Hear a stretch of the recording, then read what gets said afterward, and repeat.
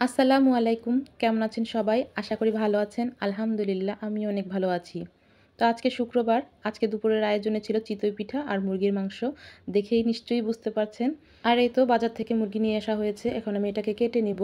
আর এটা হচ্ছে ফার্মের মুরগি। তো ফার্মের মুরগি আজকে রান্না করব। অনেক সময় ফার্মের মুরগি ফ্রিজে রাখলে খেতে ইচ্ছে করে না। তাই ভাবলাম আজকে একদম তাজা তাজাই রান্না করব। তো আমি কেটে ভালো করে এটাকে ধুয়ে নিব আর ছোট ছোট পিস করে নিচ্ছি। আর মুরগির সাইজটা একটু বড় ছিল, পুরোটা আমার লাগবে না, তো যতটুকু লাগবে আমি ততটুকুই নেব আর বাকিটা আমি রেখে দেব। তো এই তো কাটা হয়ে গিয়েছে। আজ আর তেমন কিছুই রান্না করব না, শুধু মুরগির মাংসটাই রান্না করব, যেহেতু বলেছি পিঠা বানাবো। আর এই তো ধুয়ে আমি এখানে রেখে দিয়েছি আর সাথে একটা আলু দিব, সেই আলুটাও কেটে নিচ্ছি। যে কোনো মাংসের সাথে একটু আলু দিলে খেতে ভালো লাগে, তো প্রথমে আমি পিলার দিয়ে আলুটাকে ছুলে নিচ্ছি। একটা আলু দিব, ঘরের মধ্যে দেখা গেছে কি আমিই আলু খাই আর বাচ্চারা তেমন একটা আলু খেতে চায় না, এর জন্য এই বড় একটা আলু আমি মাংসের মধ্যে দিয়ে দিব। আর এভাবে বড় বড় পিস করে নিলে খেতে অনেক ভালো লাগে। মাংসের আলুটা যদি একটু বড় হয় আমার কাছে, বিশেষ করে আমার কাছে অনেক ভালো লাগে। তো এই তো আমি সব কিছু কেটে কুটে ধুয়ে গুছিয়ে নিয়েছি, আলু মশলা পেঁয়াজ সব কিছুই গুছিয়ে নিয়েছি। আজকে রান্নার অত ঝামেলা নাই। আর এখন আমি এখানে নিয়েছি চালের গুঁড়ি, আতপ চালের যে গুঁড়িটা সেটাই নিয়েছি। আমি এটা একটা পাত্রে নিয়ে নিচ্ছি। চিতই পিঠার গোলাটা আমি প্রথমে গুলিয়ে রাখবো।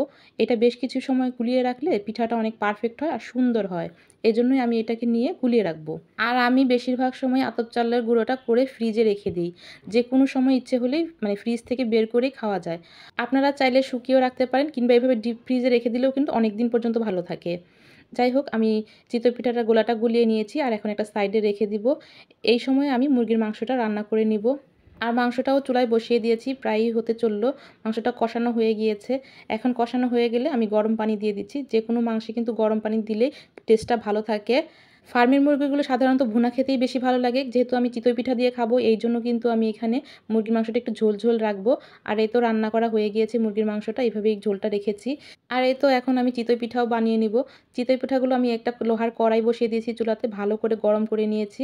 এখন পিঠাগুলো আমি দিয়ে দিচ্ছি আর ধাপে ধাপে পিঠাগুলো আমি বানিয়ে নেব। চিতই পিঠা হাঁসের মাংস, গরুর মাংস, মুরগির মাংস যে কোনো ভর্তার সাথে কিন্তু অনেক বেশি ভালো লাগে, তাই না? তো যাই হোক, আমি আজকে দুপুরে খাবো এই জন্য আমি ভর্তা করিনি, শুধু মুরগির মাংসটা দিয়েই খাবো। আর শীতের সময় কিন্তু এই চিতই পিঠাটা সন্ধ্যার সময় অনেক বেশি ভালো লাগে সবারই। আগে এই চিতই পিঠাটা বানাতে পারতাম না, শুধু গ্রামে গেলেই খাওয়া হতো মায়ের হাতে। কিন্তু এখন যখন বানাতে পারি তখন বেশ ভালোই লাগে আর মাঝে মাঝে করে খাওয়া হয়। আর আপনাদের যদি এই চিতই পিঠার রেসিপি লাগে অবশ্যই আমাকে কমেন্টস করে জানাবেন, আপনাদেরকে এই রেসিপিটা আমি দিয়ে দিব। আর মাশাল্লাহ খুব সুন্দর ফুলকো ফুলকো চিতই পিঠাগুলো হয়ে গিয়েছে। এখন সবগুলো পিঠাই আমি এভাবে বানিয়ে নিয়েছি আর সবাইকে আমি এই দুপুরবেলা এখন খেতে দিয়ে দিয়েছি। আমিও খেয়ে নিচ্ছি। আজ শুক্রবার দুপুরে কে কী খেলেন অবশ্যই কমেন্টস করে জানাবেন। আশা করি এই ছোট্ট ভিডিওটা আপনাদের কাছে ভালো লেগেছে।